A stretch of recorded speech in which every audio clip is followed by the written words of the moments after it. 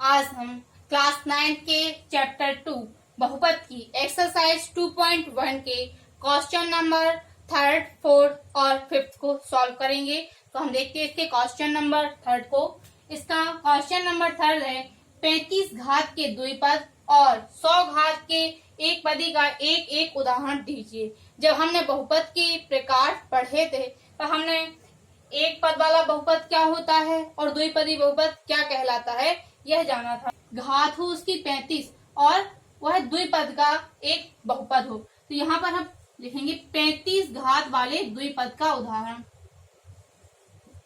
अब द्विपद हैं तो उसमें दो पद होने चाहिए और बहुपद की घात होनी चाहिए 35, क्योंकि यहाँ पर 35 घात वाले द्विपद का उदाहरण पूछा गया है। तो सबसे पहले तो हम घात कर दें 35 और द्विपद है तो इसमें दो पद कर दें।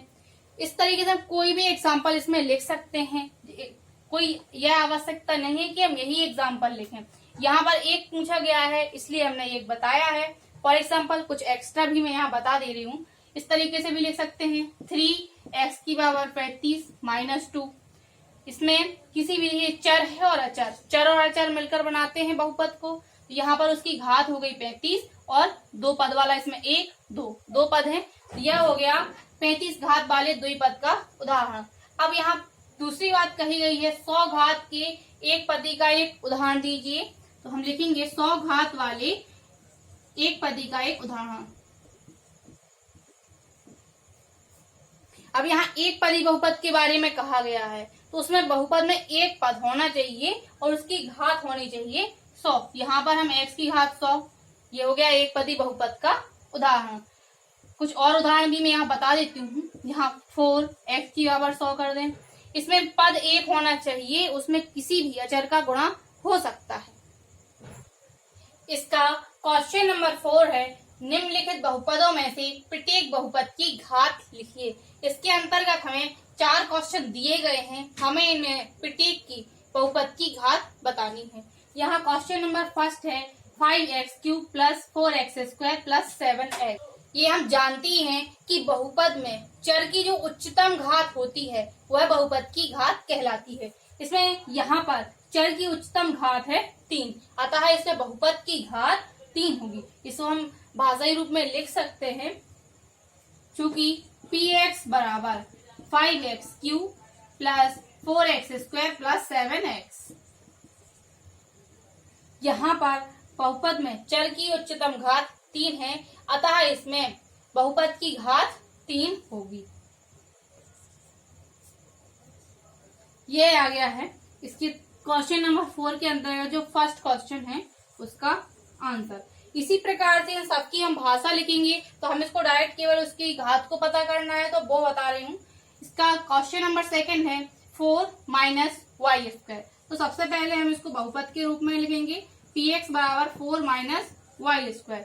हमें यहाँ पर चर की घात उच्चतम घात देखनी है 2 है, तो हम यहाँ लिख देंगे बहुपद की घात बराबर 2।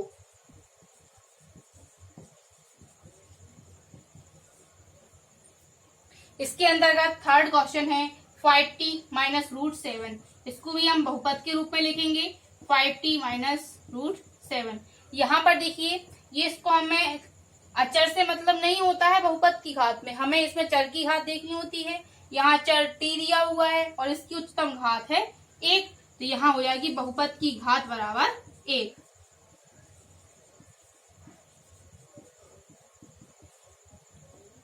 लास्ट इसमें फोर्थ है 3। अब यहाँ देखिए 3 है, ये हमने पहले जाना था कि x की पावर 0 का मान हमेशा 1 होता है, तो हम इसको लिख सकते हैं बहुपद को, चूंकि px बराबर 3x की पावर 0, क्योंकि x की पावर 0 का मान होता है 1 के।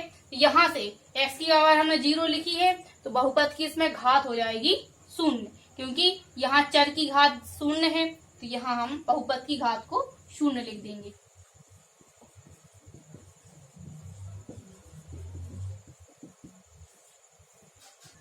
इसका क्वेश्चन नंबर 5 है बताइए कि अग्रलिखित बहुपदों में कौन कौन बहुपद रैखिक हैं, कौन कौन द्विघाती हैं और कौन कौन त्रिघाती हैं। तो देखिए हम जानते ही हैं ऐसा बहुपद जिसमें चर की उच्चतम घात 1 होती है, रैखिक बहुपद कहलाता है। और ऐसा बहुपद जिसमें चर की उच्चतम घात 2 हो वह कहलाएगा द्विघाती बहुपद। और ऐसा बहुपद जिसमें चर की उच्चतम घात 3 होती है वह कहलाता है त्रिघाती बहुपद। अब यहाँ हमें क्वेश्चन नंबर 5 के अंतर्गत कुछ और क्वेश्चन दिए हुए हैं, जिसके अंतर्गत पहला क्वेश्चन है x² प्लस एक्स। तो सबसे पहले हम इसको बहुपद के रूप में लिखेंगे, माना px बराबर x² प्लस एक्स। हम इसको यहाँ px के रूप में लिख देते हैं, क्योंकि p equal to the polynomial उसको कहते हैं, बहुपद को पॉलिनोमियल कहते हैं, इसीलिए हम बहुपद को px से यहाँ पर शो कर रहे हैं। यहाँ पर देखिए चर की उच्चतम घात 2 है, तो हम लिखेंगे चूंकि चर की उच्चतम घात बराबर 2,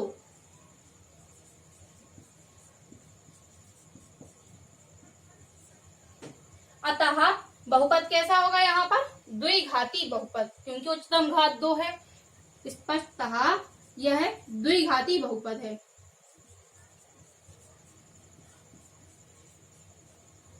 इसके अंतर्गत दूसरा क्वेश्चन है x माइनस एक्स क्यूब। हम इसको लिखेंगे px बराबर x माइनस एक्स क्यूब। यहाँ पर चर की उच्चतम घात बराबर 3 है, नहीं चूंकि चर की उच्चतम घात बराबर 3, अतः दिया गया बहुपद त्रिघाती है। थर्ड क्वेश्चन है y प्लस y² प्लस 4।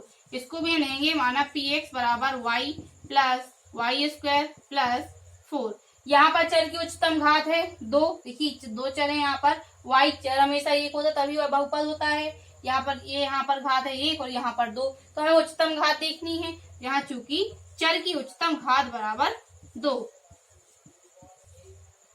अतः दिया गया बहुपद द्विघाती बहुपद होगा। इसके अंतर्गत चौथा क्वेश्चन है 1 प्लस एक्स। इसको भी हम बहुपद मानेंगे, माना px बराबर 1 प्लस एक्स। यहाँ पर चूंकि चर की उच्चतम घात बराबर 1 है, अतः दिया गया बहुपद ऐसा होगा यहाँ पर रैखिक। हम लिखेंगे चूंकि चर की उच्चतम घात बराबर 1, अतः दिया गया बहुपद रैखिक है। इसके अंतर्गत क्वेश्चन नंबर 5 है 3t। यहाँ पर हम माना px बराबर 3t, इसमें चर की उच्चतम घात बराबर है 1, तो चूंकि चर की उच्चतम घात बराबर 1, अतः दिया गया बहुपद रैखिक है।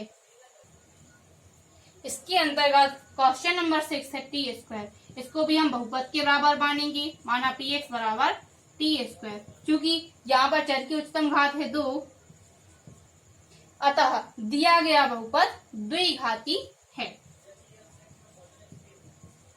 इसके अंतर्गत लास्ट 7th क्वेश्चन है 7x3। इसको भी हम बहुपद के बराबर मानेंगे, माना px बराबर 7x3। इसमें चर की उच्चतम घात बराबर है 3, अतः दिया गया बहुपद त्रिघाती है।